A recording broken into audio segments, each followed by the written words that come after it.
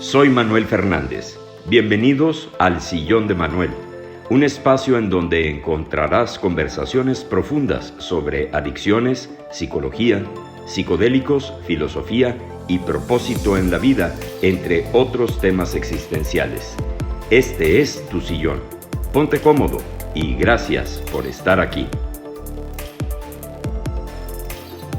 Hola, ¿qué tal? ¿Cómo están? Bienvenidos a este espacio, el podcast del Sillón de Manuel. Mi nombre es Manuel Fernández y el día de hoy estoy muy contento de presentarles a mi invitado. Este día es Alex Azad. Alex, muchísimas gracias por haber aceptado la invitación. Un gusto estar aquí contigo, Manuel, y pues poder platicar un poco de la vida, que Así es lo que es. estamos haciendo, ¿verdad? Estamos platicando de aprendizajes que cada uno ha tenido y cómo lo compartimos. Así es, pues mira, yo te sigo en tu canal, me gusta muchísimo tu forma de reflexionar y veo que eres una persona que le gusta la evolución, le gusta la introspección como modo de vida. ¿Me puedes explicar en qué momento sentiste que tenías que entrar en este camino evolutivo? Sí, fue un tema, es una historia muy curiosa, muy padre, muy bonita. La verdad es que algo que me pasó de niño, y yo te platico de las edades y todo, pero Adelante. fue algo que creo que más o menos, pues el mundo me llevó hacia ello, ¿verdad? O sea, fue algo muy, no estaba buscando. Yo cuando era chico tenía un lugar a donde me iba a aislar. Cuando mis padres se enojaban o me regañaban, me peleaba con mi hermano, las cosas no salían, las expectativas no se cumplían. O de esos días que sabes que ni tú solo te aguantas, ¿verdad? Que sabes que mejor me aíslo y voy a estar vulnerable en este lugar, pero es mi lugar seguro. Así es. Y un día estaba jugando Nintendo y en eso yo tengo un hermano mayor y el hermano mayor empieza pues a molestar, ¿verdad? Con estos, pues nomás así como, digamos, no sé, de maldiciones o no se puede decir, pero son chingaqueritos, ¿verdad? Esos son los que son. Tú dale. Y empieza a aventarme cojines y empieza a pasar enfrente de la tele y yo le iba a ganar su récord, ¿verdad? De chico siempre le quiero ganar a mi hermano grande. Y en una de esas le hace como si iba a desconectar el Nintendo y me enojo y reacciono y le aviento el control. Y las cosas escalan muy rápido, muy, muy rápido y me pone una paliza de esas de que me acuerdo toda la vida, ¿verdad? Y para que él no viera mi vulnerabilidad, que no me viera llorar, pues yo salí corriendo. Ok. Y más bien salí cojeando, ¿verdad? Porque me había puesto ahí una madriza como tal. Y me voy a este lugar, que era el closet de mi cuarto. Y entonces llego y entro al closet de mi cuarto y cierro la puerta, me siento y creo que ahorita no lo identifiqué en ese momento, pero era como un ataque de pánico, ¿eh? No podía respirar, no me podía controlar, no podía yo tener un lugar de paz. Y no sabía por qué, porque este era mi happy place, digamos. Y en lo que estoy tratando de ponerle razonamiento a todo esto, mi mirada se clava en el espejo del closet. O más bien mis ojos se clavan en el reflejo. Y ahí me quedo como en un trance y me veo llorar. No sé si te has visto llorar y si se han visto llorar alguna vez, pero es una experiencia bien como paradójica, ¿verdad? Quieres parar de llorar, pero se empieza a sentir bien rico. Sí. Y entonces me veo, de cierta manera, llorando, berreando, lágrimas, moco, nudo en la garganta, sin poder respirar. Y yo no comprendía por qué no me podía controlar, por qué no puedo yo hacer lo que yo quiero, por qué no puedo parar yo de llorar si ya estoy en este lugar. Y me quedo viendo el reflejo por varios minutos, creo que fueron más de 5 minutos. Y si alguna vez lo han hecho, cuando te quedas viendo el espejo se empieza como a desfigurar tu cara. Se empieza como a perder todo, se empieza a mover y empiezas como que a verte por lo que eres.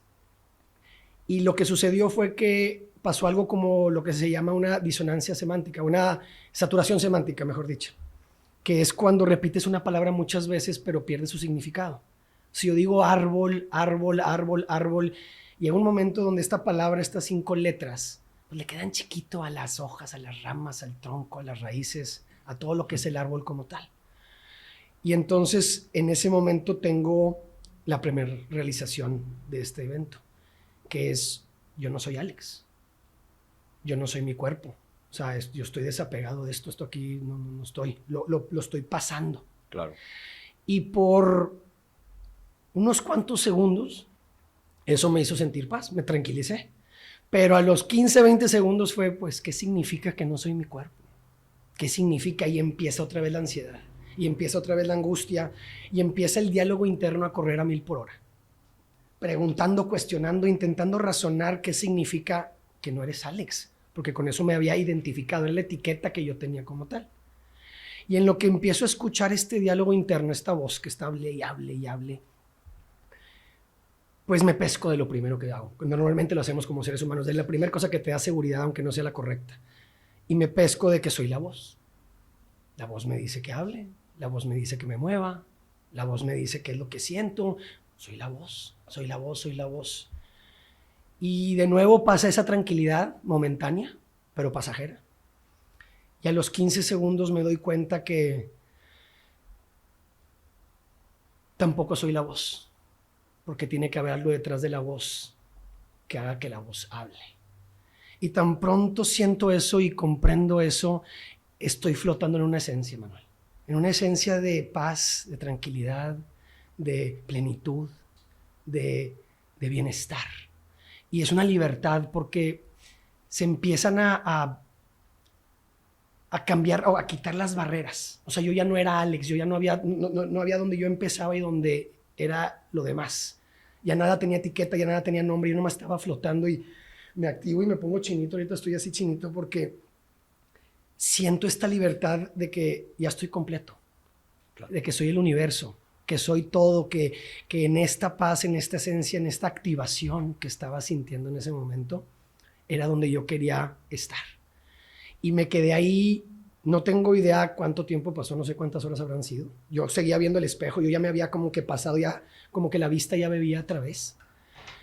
Y lo único que hizo que se me rompiera el trance fue que empezó a entrar luz por el tragaluz del closet. O sea, dejó de entrar luz por el tragaluz del closet, perdón, y me di cuenta que era de noche. Y entonces fue como que rompí el trance y me levanté, me arreglé la ropa, me limpié la cara y salí del closet. Y esa expresión me gusta mucho porque cada quien la usa de su manera, pero para mí fue salir del closet dejando todo lo que habían impuesto de lo que representaba Alex como tal, de lo que tenía que ser, de lo que debía de hacer, de cómo tenía que vivir. Y fue sumamente gratificante al principio, porque al principio fue gratificante y aquí yo podía regresar a esa activación, a esa piel de chinito, a esa piel de gallina, como se diría. Era como cuando subes una montaña y te sientes empoderado los siguientes 2 semanas, ¿verdad? Como que yo subí esa montaña, así me sentía. Pero fue muy frustrante porque como pasó el tiempo se me fue yendo eso. ¿Y cómo llego? Entonces lo empecé a platicar con los demás. Oye, pues no soy mi cuerpo. ¿Cómo que no eres tu cuerpo? ¿De qué estás hablando? No, pues no soy la mente. ¿Cómo que no eres la mente? ¿De qué estás hablando? Y te mando a psicólogo, te mando a catecismo, ¿a qué te mando? Y yo de niño, pues no tenía las habilidades ni los modelos mentales para compartirlo y para expresar lo que había visto y vivido como tal. Y yo veía el lenguaje corporal de los demás como una aberración, como un tema de como que de ¿qué está diciendo este niño? Está en otro lugar. Yo tenía 7 años. 7 años por cumplir 8. Y entonces, ¿qué pasó en ese momento? Que por ese lenguaje corporal, por lo que yo estaba sintiendo del exterior, lo decidí internalizar y dejarlo de compartir. Pero lo que empezó ahí fue mi camino de la introspección, que fue que dije, ¿cómo llego de nuevo a mi bienestar? Mi papá de chico me llevaba mucho a las montañas, al senderismo. Y me di cuenta que lo que me había pasado fue que yo había estado abajo de la montaña de esta realización y me había subido sin haber hecho el proceso. Fue como que me fui y me salté, fue un bypass, ¿verdad? Y cuando estoy en ese nivel digo, ok, tengo que yo encontrar el camino. Ya llegué ahí arriba, ya sé cómo se ve, ya sé cómo se siente, lo quiero vibrar y quiero poder compartir esto con el lenguaje correcto para que los demás me entiendan y comprendan y ver si hay alguien con el que me pueda relacionar. Y empezó la autoobservación. Y esa autoobservación me hizo comprender muchas cosas. Me hizo entender que cada quien tiene su propio bienestar y que quién era yo para imponerme en los demás. Me hice muy empático. Como que dije, cada quien tiene su manera de vibrar, cada quien tiene su manera de sentir esta emoción. Lo segundo fue que me empecé a aislar mucho. Empecé a estar mucho conmigo mismo. Me gustaba mucho estar en esta autoobservación. Y la gente me decía, ¿por qué estás en soledad, Alex? ¿Por qué te vas a ese lugar? ¿Por qué te hiciste tan introvertido? ¿Te pasó algo? Y yo lo empecé a relacionar con algo malo. Hasta que me di cuenta que yo no estaba en soledad, yo estaba en solitud. ¿Por qué? Porque yo estaba conmigo mismo teniendo un diálogo interno. Porque realmente yo me caía a toda madre. O sea, me conocía tanto y tenía estos diálogos donde proponía ideas, donde las trataba de construir, donde era el abogado del diablo y las quitaba, que me conocí mucho.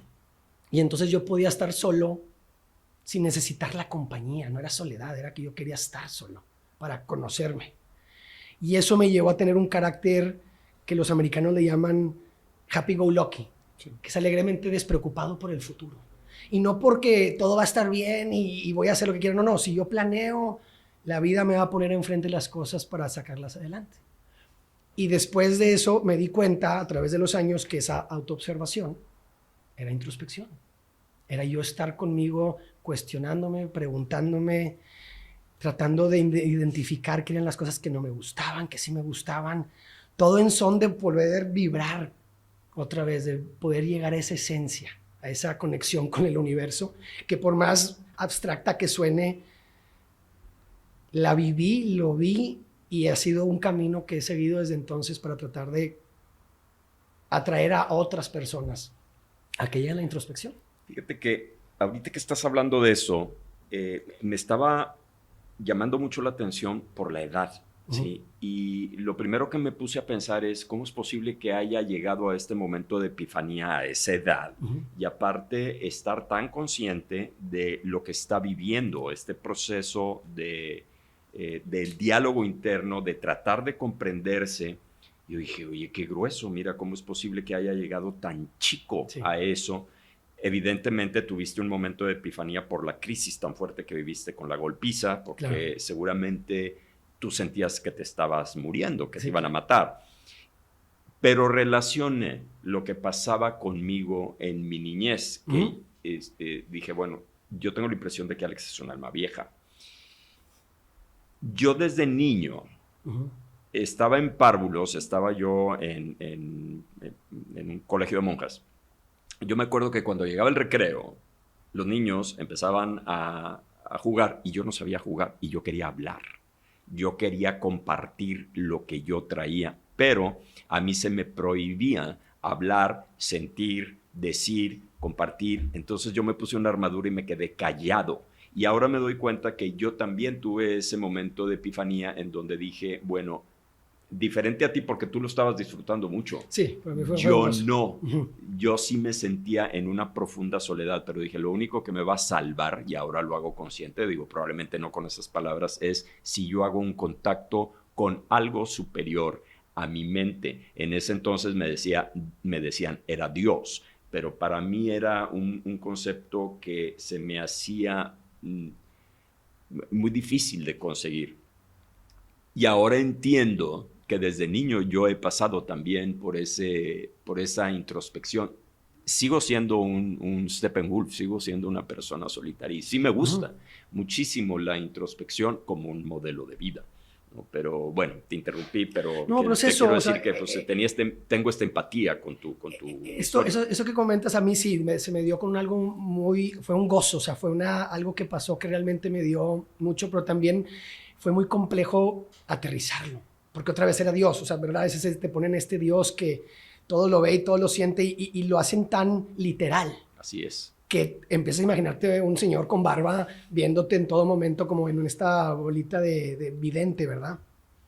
Y eso me abrió los ojos a muchas cosas donde fui dejando. A mí creo que lo que más me impactó de eso fue cuando los bordes se quitaron, que ya no había dónde empezaba yo y dónde estaba lo demás, que me di cuenta que todo era lo mismo, ¿verdad? Que era toda una vibración, que era todo un mismo sentir y que entonces yo estaba aquí para experimentarlo. O sea, que eso era lo que yo tenía que hacer, experimentar ese gozo, esa paz, plenitud, ese bienestar que sentí en ese momento. Y fue difícil porque no tienes con quién compartirlo y empiezas a dudarte, ¿verdad? Como en todo. Hay un status quo de la sociedad y en ese entonces pues no había ahorita tantos cursos como los que hay ahorita, ¿verdad? Claro. O sea, no había material. El material que yo me metía, como fueron pasando los años a leer de psicología, pues eran cosas técnicas, era para otro psicólogo.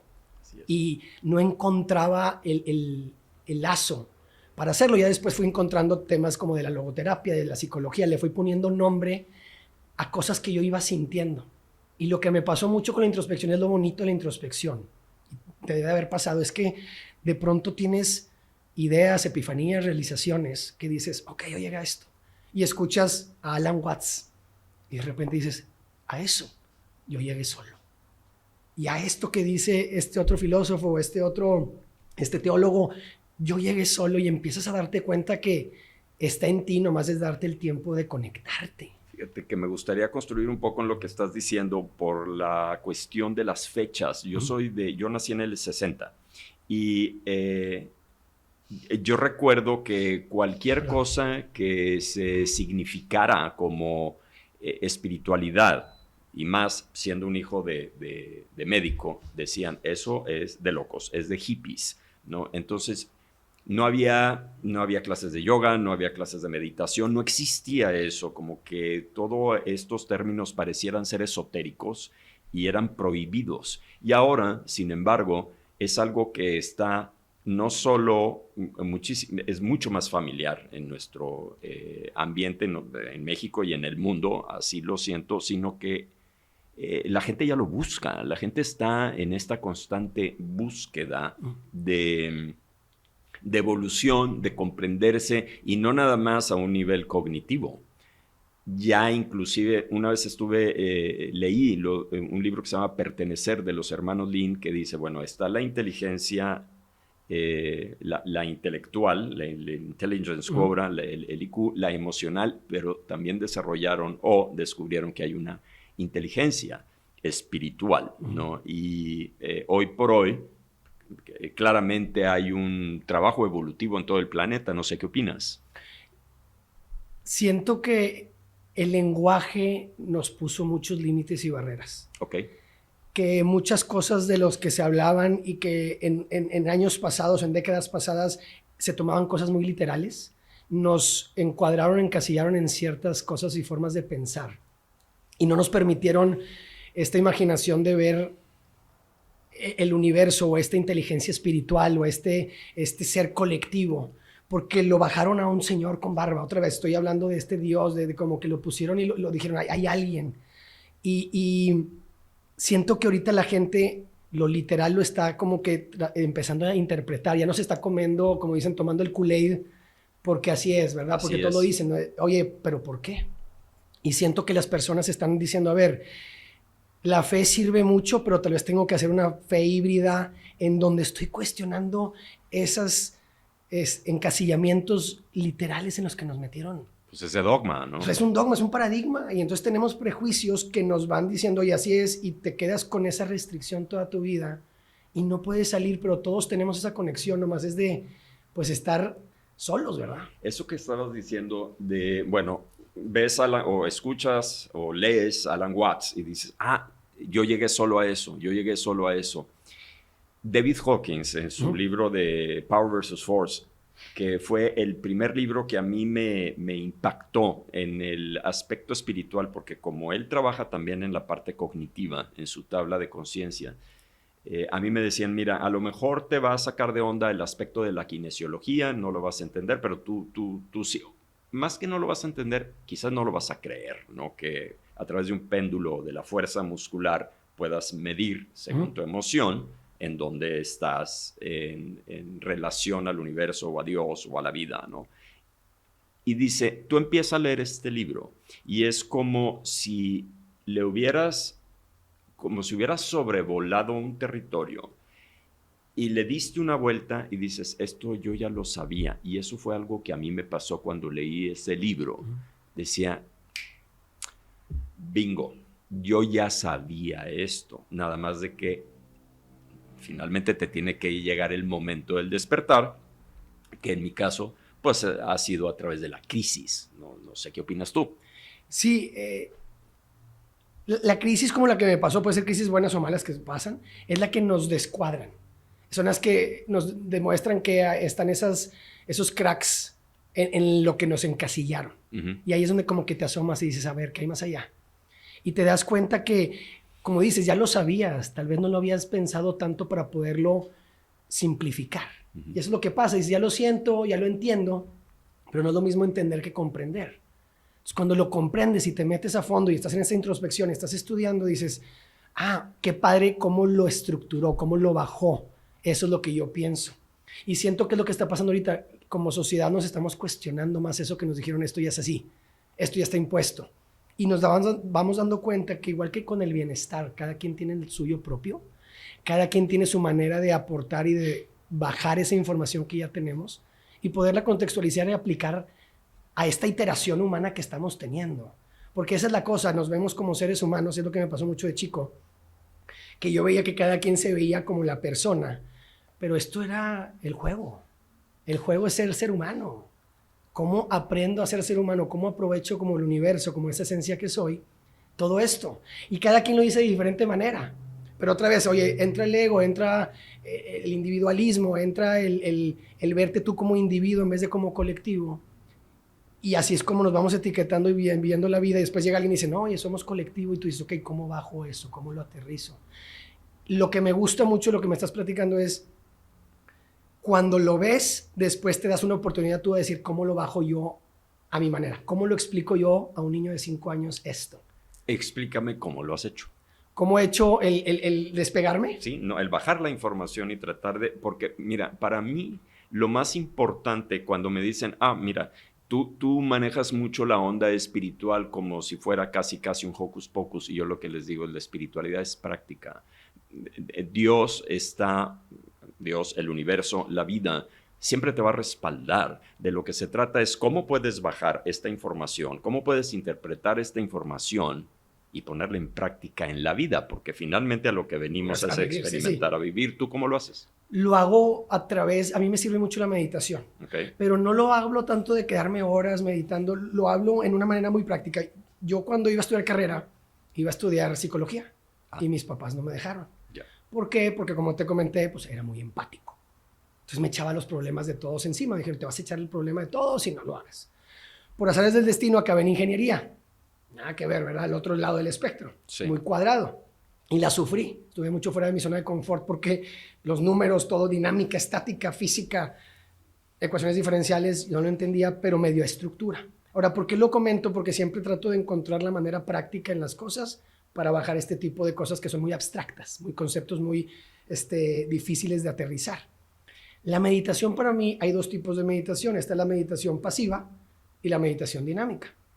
La meditación pasiva yo la uso para conectarme con el universo, para irme otra vez al closet y estar en esa esencia, en donde estoy meramente respirando, siendo, simplemente flotando. Tú te quedas suficiente tiempo ahí y ves cómo te juntas y cómo hay una paz y cómo no hay nada que hacer, no hay prisa, no hay pendientes, no hay nada. De esa manera yo me veo como el universo. O sea, eso me recuerda que Alex es parte del universo, o que yo como esencia, mejor dicho. La dinámica la uso para visualizar mi vida como ser humano. Entonces, ¿qué pasa? Que yo veo y me veo en mis roles. Entonces yo hago unas meditaciones en la mañana donde veo mi cuerpo, veo mi mente, veo mi espiritualidad, veo como hijo, como hermano, como pareja, como papá, como amigo. Rápido, ahora yo lo tengo muy trabajado, pero lo visualizo. Y entonces es lo que salgo a jugar. Pero nunca me olvido de que empiezo como la esencia. Y cuando logro hacer eso, se me facilita mucho dejar ir el ego donde, a ver, esto es un juego, estoy experimentándome por este breve momento que nos toca vivir aquí. Y realmente trato de disfrutarlo, gozarlo y compartirlo para que el universo que eres tú, Manuel, disfrute y goce lo que está viviendo en su iteración humana. Todo es un desarrollo, madurez y evolución desde el principio del tiempo. Desde el Big Bang, todo empezó desde los átomos, partículas, a desarrollarse, madurar y evolucionar hasta que somos seres humanos ahorita. Esto que estás diciendo de la meditación dinámica me recuerda tanto a Alan Watts, que dice, ustedes hablan mucho, el ser humano habla mucho de cuál es la misión, de qué es lo que tiene que hacer, de cómo se tiene que transformar en otra persona. Y dice, you don't get it. O sea, realmente ustedes no entienden a qué vienen. Vienen a vivir. Exactamente.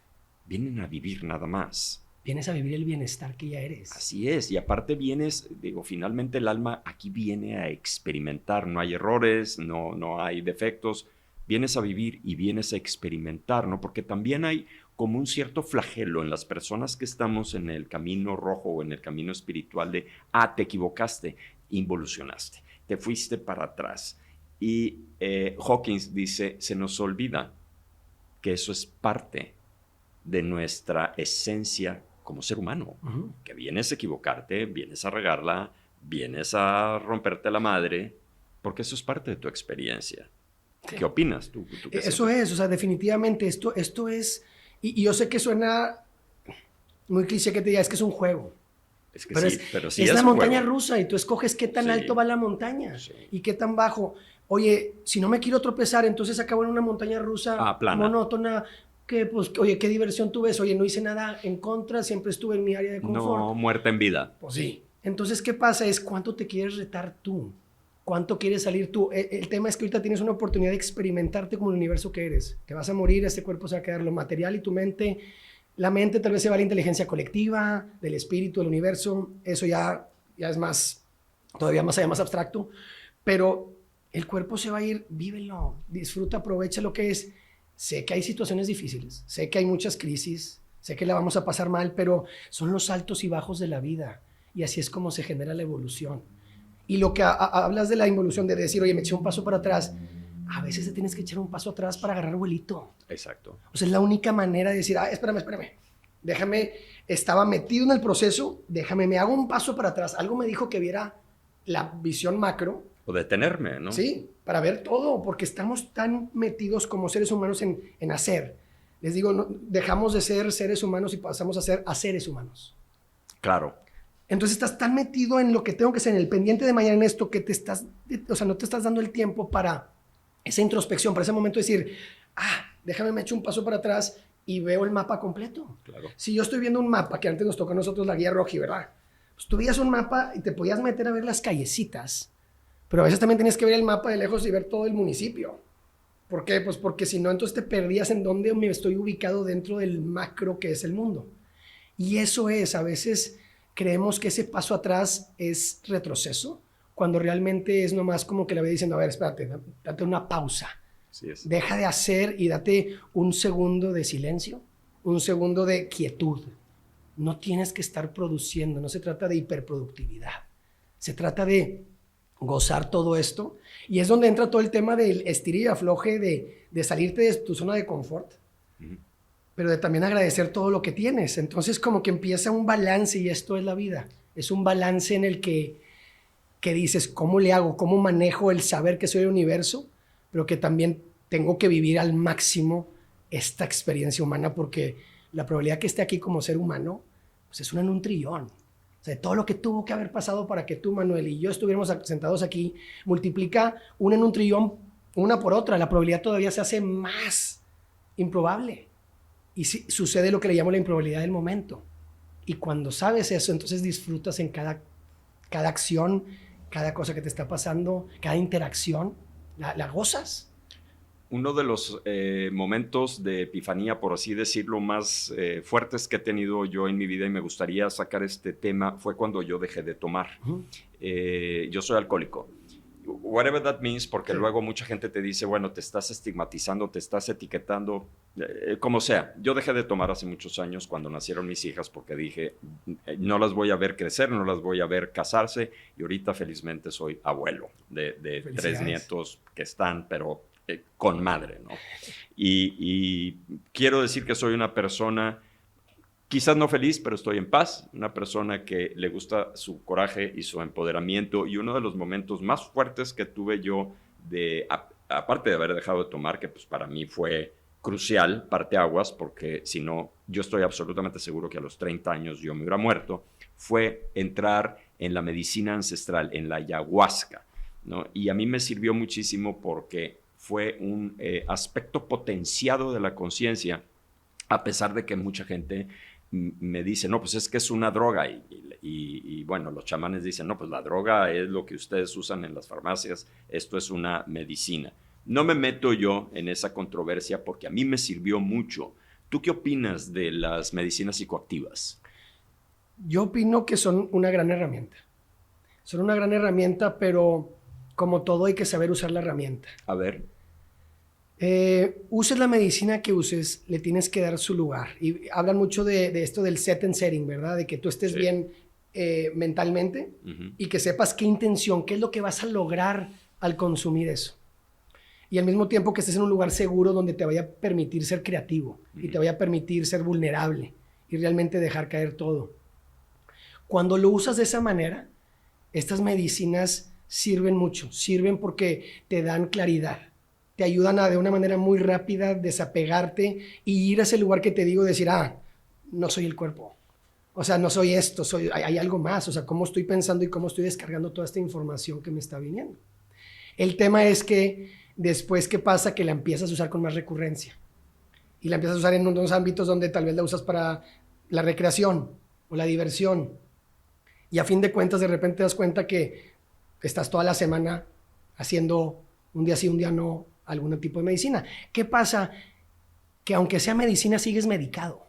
Así es. Y ese medicamento... Ese es un buen concepto, es cierto. O sea, sigues medicado. ¿Por qué te estás medicando? Así es. Estás usándolo de hábito de afrontamiento porque no quieres ver algo y no quieres enfrentarte a algo, cuando la medicina, al contrario, era para enfrentarlo. Entonces no confundas el uso de la medicina, porque si lo vas a usar para decir por qué estoy triste o por qué me está pasando esto, por qué estoy inquieto o cómo mejoro esta relación, lo entiendo. Pero si lo haces para olvidarte de que tienes que afrontar esto, entonces es un hábito de afrontamiento que sigues medicado.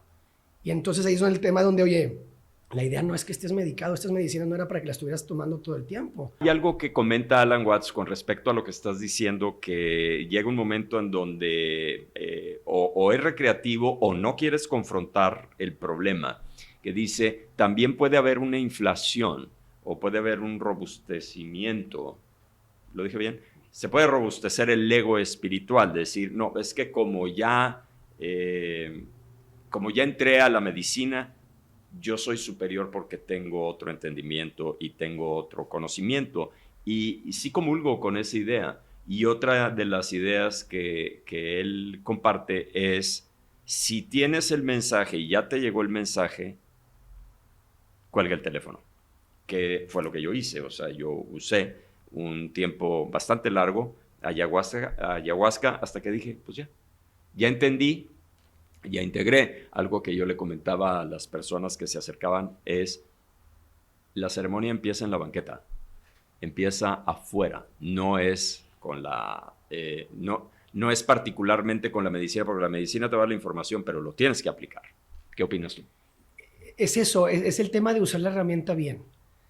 Vas a descargar mucha información, vas a ver cosas de un aspecto, perspectiva que no lo habías visto antes. Y el tema es eso, el tema es que te tomes el tiempo para procesarlo, que respetes lo que viste y lo que te hizo sentir. Uh-huh.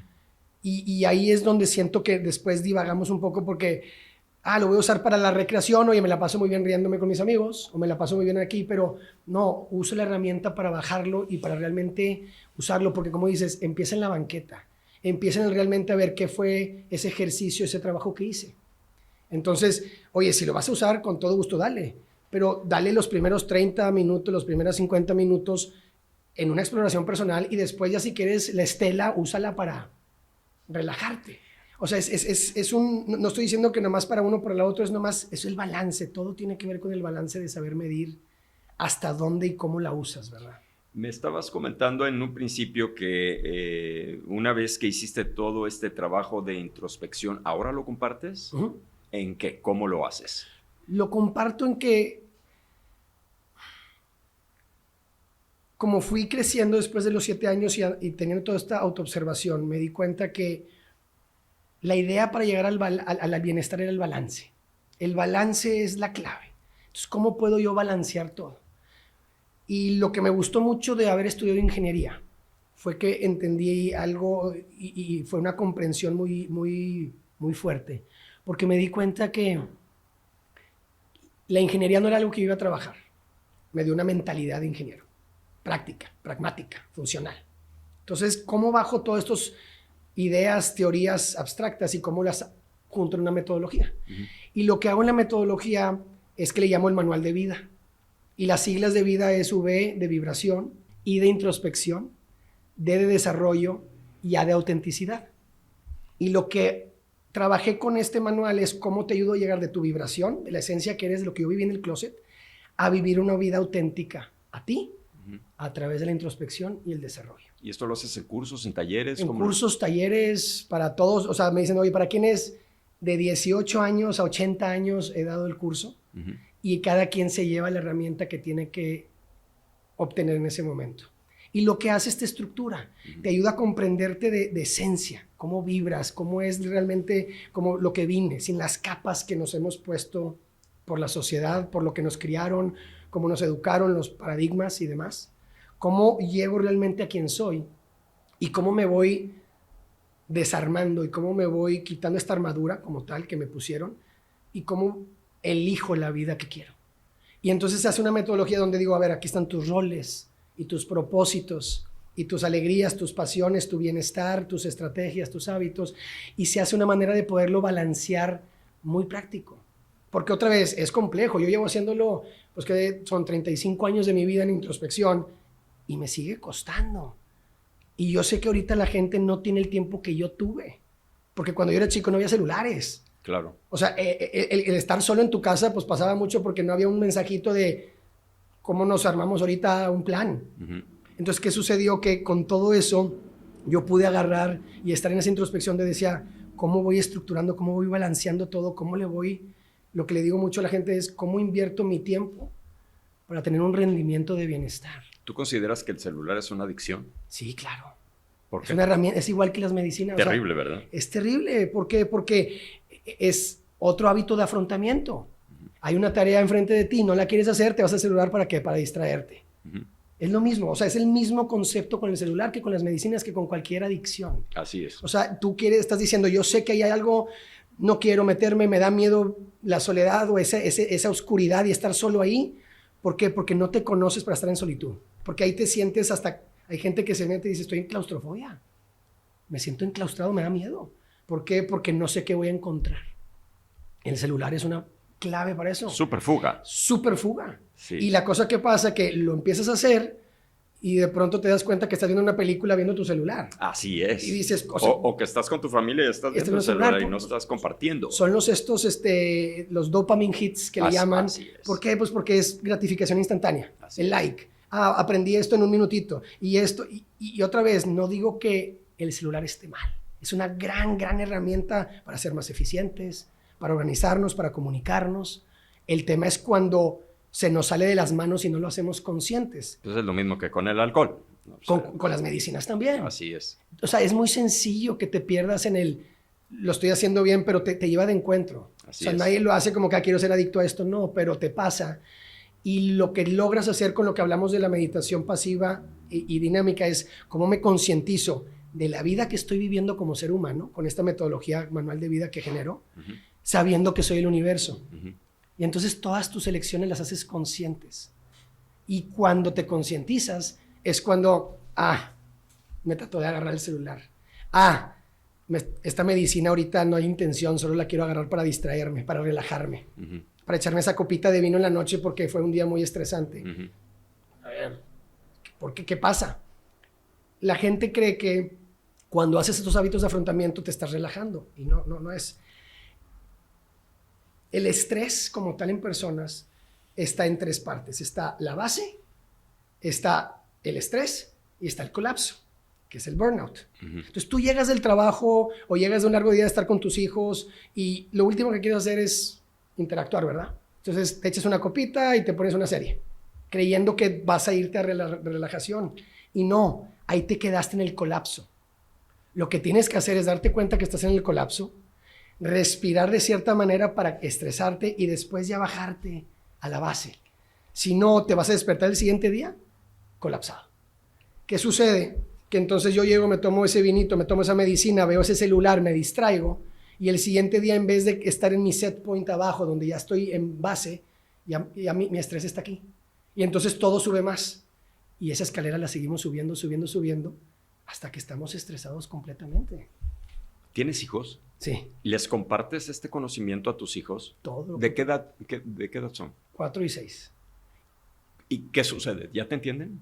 No lo comprenden, es un reto compartirlo de una manera en que lo puedan ver ellos, aplicar a su manera, a su manera de comprensión, pero son cosas son semillitas que voy plantando para que ellos después puedan comprenderla. Y son cosas de temas de emociones. Por ejemplo, hay una de la emoción que le compartía a mi hijo, que es, oye, las emociones son como los pescados y tú eres el lago. Entonces, cuando tú te estás enojando o estás triste o estás muy feliz, esa es una emoción que va a pasar y tú estás viendo los pescaditos. Y tú puedes seguir al pescadito si quieres, pero acuérdate que tú eres el lago. Estos solo son pescaditos que hay aquí. Entonces, llega mi hijo un día y me dice, papá, me había enojado y me dice, papá, be the pond. Como que deja ir, o sea, no te aferres, no te dejes ir. ¿A qué nivel lo entienda o comprenda? No sé, pero lo identificó. Ya le pones su nombre. Y eso es lo más interesante con los niños. Cuando les pones el nombre a las cosas, es más fácil, le llamo el nombrar para guiar. Ya que estos conceptos abstractos que vivimos tú y yo, Manuel, y pues la gente que hace introspección, cuando traes eso abstracto y lo puedes definir en una palabra o dos palabras o en un concepto, esa palabra evoca todo lo demás. Es como que te decía que me gustaba mucho la cultura japonesa. Ajá. El Ikigai, ¿verdad? Que el Ikigai es todo este propósito de vida que habla de 1000 cosas. O el Wabi-Sabi, que habla de imperfección perfecta. O el Shoshin, que habla del eterno estudiante. Son conceptos muy abstractos, muy grandes. Pero a mí me dices Shoshin y ya sé exactamente lo que me estás hablando. De que siempre mantenga apertura en mi vida. A ver, ¿puedes construir un poco más en eso? Apertura es siempre saber que, digamos, que tienes la taza, tener tu taza vacía. Hay una historia de japoneses que habla de que había un erudito japonés que había estudiado todo lo había absorbido y todo el conocimiento. Y un día tenía ganas de pelearse, de retarse. Y fue y le tocó la puerta a un maestro zen. Maestro zen, vengo aquí a aprender de ti, quiero que me compartas tu conocimiento. Pásale, claro. Lo lleva, el erudito se sienta, se arrodilla aquí en esta mesita y el maestro se va a preparar el té. Y tan pronto se va a preparar el té, el erudito empieza a platicarle de todos los lugares en el mundo a los que ha ido y todas las universidades a las que ha entrado. Y el maestro zen simplemente asiente y sigue preparando el té. Y le empieza a contar de todos los maestros y todas las teorías y todos los modelos de pensamiento que hay. Y el maestro simplemente asiente y dice, ok, y sigue preparando el té y se empieza a acercar. Y le empieza a platicar de todo lo que ha podido creer, leer, escribir y demás. Y el maestro zen empieza a vertir el té hasta que la taza se empieza a desbordar. Y no es hasta que el té le toca y lo empieza a mojar al erudito, que el erudito dice, maestro zen, espérese, la taza ya está llena. Y el maestro zen lo voltea a ver y le dice, sí, esta taza eres tú. Estás desbordándote de todo esto. Hasta que tú no estés vacío, yo no te puedo compartir sabiduría. Tú solo tienes conocimiento. A lo que va todo esto es que tengamos la apertura de cuando vamos a algo de tener la mente vacía, tener apertura, de decir, yo hoy me voy a sentar con Manuel y yo no sé todo. No sé qué me va a decir Manuel. Déjame vacío mi taza. ¿Por qué? Para que él me la vaya llenando. Y la vamos llenando juntos y de esa manera comprendo cosas de otra perspectiva. Porque entre más perspectivas y puntos de vista yo tenga, menos puntos ciegos voy a tener. ¿Y no sientes tú que de pronto tanta información, a mí me ha pasado, yo me he saturado, que me llega a abrumar? Claro. Y inclusive el mismo Hawkins dice, tiene que haber un momento en donde hasta estos libros vas a tener que cerrar. Porque qué miedo da cuando cierras el libro y dices, déjame lo pongo en práctica. Y todo este trabajo de información, de conciencia, ¿cómo lo voy a poner en práctica? Y a mí me ha dado miedo dar ese paso. Claro. ¿No? ¿Cómo te sientes tú? Es eso, el tema es hacerlo práctico.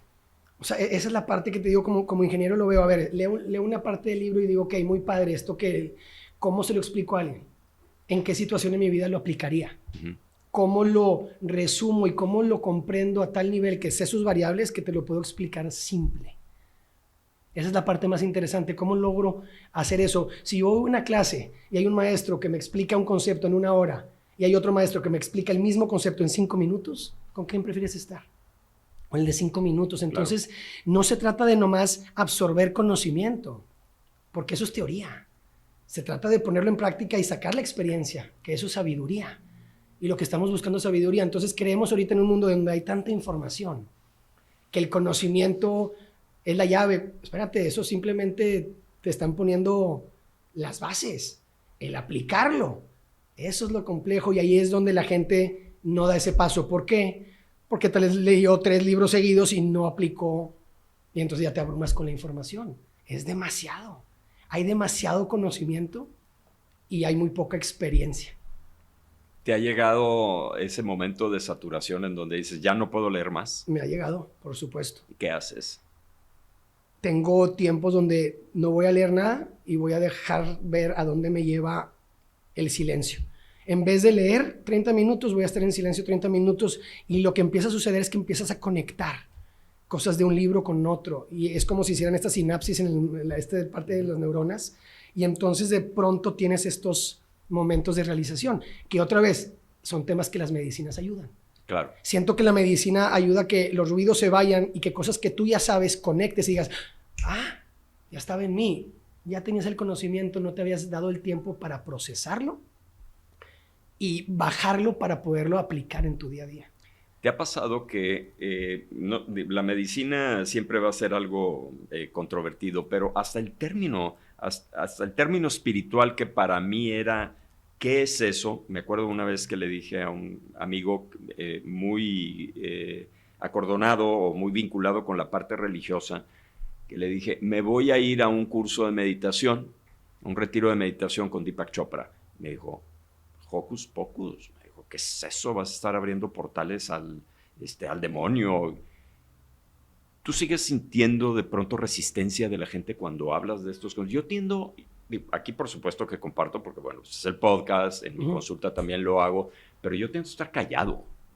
No comparto tanto por fuera, porque sí siento que mucha gente te puede atacar y te puede decir, oye, eso está mal, o le estás abriendo la puerta al diablo. ¿Qué opinas? Estoy contigo, yo no comparto a menos que me pidan y me pregunten. No, como dicen, digo, no que seamos maestros, pero el maestro llega cuando el estudiante está listo, ¿verdad? Exacto. Entonces, si no me estás preguntando y no quieres saber de eso, no te lo voy a compartir porque no estás listo tal vez o estás en otro tema que no te va a hacer sentido y tal vez al contrario. Tú vas a estar viviendo algo que yo no tengo idea de tu contexto y te va a dar una idea y te vas a ir peor, vas a decir, no, todavía peor esto, todavía me confundiste más. Así es. Porque no estabas con esa apertura. Uh-huh. Y ahí son los temas donde realmente como que es un punto donde prefiero estar escuchando y estar ahí cuando me pregunten, Dan. Ahora, estos cursos que hablas, oye, Tony Robbins, de Joe Dispenza, de Bruce Lipton, de Michael Beckwith, oye, te vas a meter en este hocus pocus. A mí lo que me pasó desde chico, cuando entiendo este tema del universo y de la iteración humana, de la pasiva contra la dinámica, ¿qué pasa? Que yo entiendo que cada uno de ellos es una herramienta. Yo no estoy casado con ninguna metodología de nadie. Para mí es una herramienta que me estás dando y esa herramienta me va a ayudar a jugar mejor. Oye, ¿eres un fanático? No soy fanático de nada. Oye, que igual de las religiones. Oye, está el catolicismo, está el budismo, que no es una religión, pero sí la consideran. Cada una tiene lo suyo. Esos son maestros que llegaron a hablarnos de que el universo era esto y cada quien lo expresó como él quería narrar la historia. Para ti, ¿quién es Dios? No, para mí Dios es universo, somos todos. O sea, no me cabe duda que es la energía. Ahora, es muy abstracto en tiempos, pues, siglos pasados, ¿cómo bajas eso? El lenguaje no existía, los modelos de pensamiento no existían, pero tenía que ser literal. Pero a fin de cuentas todos vamos a lo mismo, al bien. Entonces, para mí el universo, que no me gusta decirle Dios porque otra vez yo también tengo Dios como este señor con barba blanca y túnica blanca. No, este universo es, y hay muchos maestros que han llegado a tratar de explicarlo a su manera. Desde yogis también. Hasta, o sea, cada quien tiene lo suyo, pero es no decir, yo soy fiel creyente en Tony Robbins y él tiene la razón. No, él tiene una herramienta, 2 herramientas que me sirven, igual el otro. Entonces, haces una cajita de herramientas que te ayuda a construir esta metodología que te digo. Y es bien padre porque lo haces multidisciplinario. Como comenté ahorita, me fui a un diplomado de finanzas y dicen, oye, toda inversión tiene que tener un retorno. ¿Qué pasa si me vuelvo espiritual y digo que toda inversión de tiempo tiene que tener un retorno de bienestar? O sea, ¿por qué no uso la herramienta a mi manera? Claro. Y eso es lo bonito. Y no es hocus pocus, es nomás la perspectiva de él para yo poder usar esa herramienta para edificar mi ser. Alex, ¿dónde te pueden encontrar? Me pueden encontrar en las redes, Alexander_Asad, en Instagram, en TikTok. Hay un podcast que hago que se llama Explorando la Experiencia Humana. Y pues realmente en esos lugares, también en YouTube está, pero pues el contenido está ahí para todos y para que lo puedan ver. Y realmente, pues es seguir compartiendo. Es nomás lo que hago en las redes, Manuel, es compartir herramientas que a mí me han servido. Claro. Y son herramientas que si tomaste el taller o el curso, vas a decir, esta herramienta la puedo usar para acá. Son cositas que van pasando en el día a día, aplicables, prácticas y funcionales. Bruto. Alex, muchísimas gracias por haber aceptado la invitación. De veras que fue súper edificante. Te agradezco muchísimo que me hayas acompañado en este espacio. Muchas gracias, Manuel, por tu tiempo y gracias a todos los que están escuchando. Gracias por su tiempo y por estar aquí. Muchas gracias y gracias a todos ustedes y nos vemos en el próximo podcast del Sillón de Manuel.